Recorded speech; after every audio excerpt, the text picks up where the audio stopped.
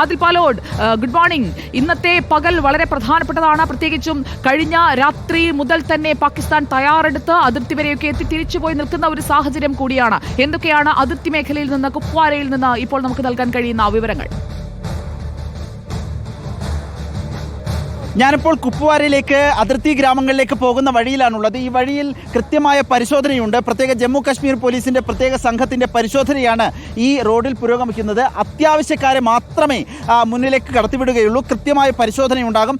ആ രൂപത്തിൽ വളരെ കനത്ത ജാഗ്രതയിലാണ് കശ്മീരിലെ അതിർത്തി ഗ്രാമങ്ങൾ എന്ന് മാത്രമല്ല കശ്മീരാകെയും വലിയ പരിശോധനകളിലും സുരക്ഷയിലും ജാഗ്രതയിലുമാണ് എന്നുള്ളതാണ് നമ്മൾ കഴിഞ്ഞ ദിവസങ്ങളിലും കണ്ടത്, ഇന്ന് കാണുകയും ചെയ്യുന്നത്. ഇന്ന് കൂടുതൽ സുരക്ഷ കനപ്പിച്ചിട്ടുണ്ട് എന്നുള്ളതാണ്. ഈ വഴി നേരെ പോയാൽ കുപ്വാരയിൽ അതിർത്തി ഗ്രാമങ്ങളിലെത്തും. കുപ്വാരയിൽ ഇന്നും പ്രകോപനപരമായ നീക്കങ്ങൾ പാകിസ്ഥാൻ പോസ്റ്റിൽ നിന്നുണ്ടായി എന്നുള്ളതാണ് നമ്മൾ രാവിലെ മുതൽ റിപ്പോർട്ട് ചെയ്യുന്നത്. കുപ്വാര, പൂഞ്ച് അടക്കമുള്ള മേഖലകളിൽ, അതിർത്തി മേഖലകളിൽ പാക് പോസ്റ്റുകളിൽ നിന്ന് വെടിവെപ്പുണ്ടാകുന്നുണ്ട്, ഷെല്ലാക്രമണം ഉണ്ടാകുന്നുണ്ട്. ഈ നേരെ പോകുന്ന വഴിയിലാണ് അതിർത്തി ഗ്രാമങ്ങളുള്ളത്. അവിടെ നിന്നും ആളുകൾ തിരിച്ച് ശ്രീനഗറിലേക്കും മറ്റും പോകുന്നതാണ് കാഴ്ച. ഇവിടെ മുഴുവൻ പരിശോധിച്ച ശേഷം മാത്രമേ ഇവിടെ നിന്ന് മുന്നിലേക്ക് കടത്തിവിടുകയുള്ളൂ എന്നുള്ളതാണ്. വാഹനം മുഴുവൻ പരിശോധിക്കും. അതിനുശേഷം മാത്രമേ ഇവിടെ നിന്ന് വാഹനങ്ങൾ മുന്നിലേക്ക് കടത്തിവിടുന്നുള്ളൂ. ആ രൂപത്തിലുള്ള സുരക്ഷയും പരിശോധനയുമാണ് കശ്മീരിലാകെ ഉള്ളത്. കശ്മീരിലാകെ ജാഗ്രത പ്രഖ്യാപിച്ചിട്ടുണ്ട്. ഇന്നും സ്കൂളുകൾക്ക് അവധി നൽകിയിരിക്കുകയാണ്. ശ്രീനഗറിലെയും അതോടൊപ്പം തന്നെ അതിർത്തി പങ്കിടുന്ന മേഖലകളിലെ എല്ലാ വിമാനത്താവളങ്ങൾക്കും നിയന്ത്രണം ഏർപ്പെടുത്തി. ശ്രീനഗറിലെ വിമാനത്താവളം താൽക്കാലികമായി അടഞ്ഞു തന്നെ കിടക്കണമെന്ന നിർദ്ദേശമാണ് സൈന്യം നൽകിയിരിക്കുന്നത്. ഇപ്പോൾ സൈനിക ആവശ്യങ്ങൾക്ക് മാത്രമേ ഇത് ഉപയോഗിക്കാൻ പാടുള്ളൂ, വിമാനത്താവളം ഉപയോഗിക്കാൻ പാടുള്ളൂ എന്നതാണ് നിർദ്ദേശം. കുപ്വാരയിൽ ഇന്നലെയും വെടിവയ്പുണ്ടായിരുന്നു, ഇന്നലെയും ഷെല്ലാക്രമണം ഉണ്ടായിരുന്നു. അതിൽ ആളപായമില്ല. അടുത്തുള്ള മേഖലകളിലേക്ക്, സുരക്ഷിത സ്ഥാനങ്ങളിലേക്ക് ആളുകളെ മാറ്റിയിട്ടുണ്ട്, പ്രദേശവാസികളെ മാറ്റിയിട്ടുണ്ട് എന്നാണ് സൈന്യം അറിയിക്കുന്നത്.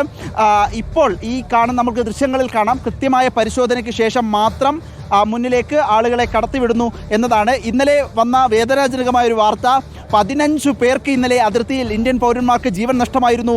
സുജയ, ഇന്നലെ ദിനേഷ് കുമാർ എന്ന പൂഞ്ച് സെക്ടറിൽ ജോലി ചെയ്യുന്ന സൈനികന് വീരമൃത്യു വരിക്കേണ്ടി വന്നു. ആ രൂപത്തിൽ വലിയ ജാഗ്രതയും ഒരു സംഘർഷ സാധ്യതയാണ് ഇപ്പോൾ പൂഞ്ചിലടക്കം അതിർത്തി മേഖലയിൽ, ഈ കുപ്വാരയിലടക്കം നിലനിൽക്കുന്നത് എന്നുള്ളതാണ് നമ്മൾ മനസ്സിലാക്കുന്നത്. അതിർത്തിയിൽ പാക് പ്രകോപനം തുടർന്നാൽ എല്ലാവിധ തിരിച്ചടിക്കും സൈന്യത്തിന് അനുമതി നൽകിയിരിക്കുകയാണ് കേന്ദ്രം. ആ രൂപത്തിൽ വലിയ ജാഗ്രതയുണ്ട്, വലിയ പരിശോധനകളുണ്ട്. ഇവിടെയാകെ ഒരു യുദ്ധത്തിൻ്റെ അന്തരീക്ഷത്തിലേക്ക് കശ്മീരാകെ കടന്നിരിക്കുന്നു. കടകളൊന്നും സാധാരണഗതിയിൽ തുറന്ന് പ്രവർത്തിക്കുന്നില്ല. വിനോദസഞ്ചാര കേന്ദ്രങ്ങൾ അടഞ്ഞുകിടക്കുന്നു.